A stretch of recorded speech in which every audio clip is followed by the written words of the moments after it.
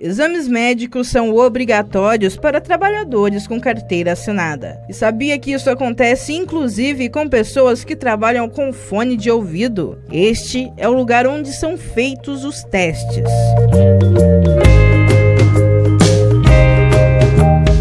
O uso excessivo do fone de ouvido pode causar perdas auditivas, como a PAIR, a perda auditiva induzida por ruído.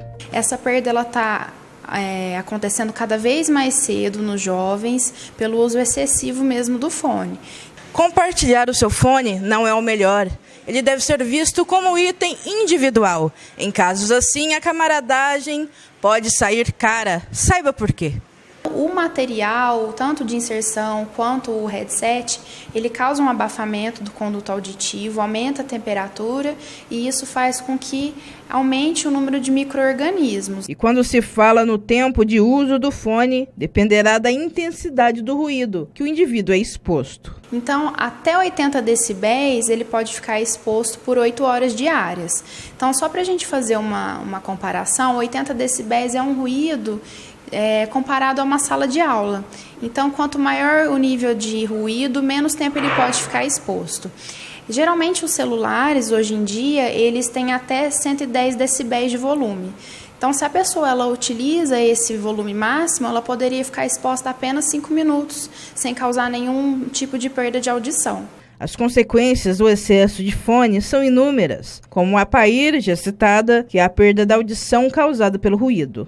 Essa perda de audição, ela vai lesar as células do nosso ouvido, que estão dentro da cóclea, ela destrói.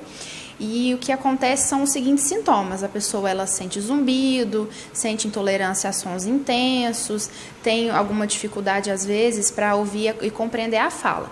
Porém, essa dificuldade na comunicação ela vai aparecer um pouco depois, quando a perda já está mais avançada.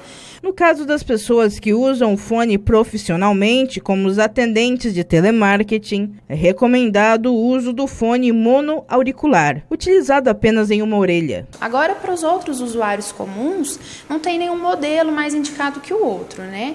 O máximo que vai acontecer é a gente fazer a orientação para que seja de uma marca bacana, que seja feito de um bom material.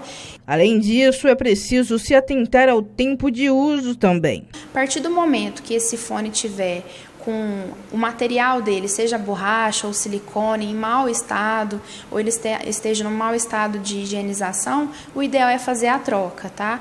E a higienização constante também é fundamental. Deve ser feita com álcool próprio para limpar estes materiais. Não deve-se usar água nem sabão, porque pode estragar o fone.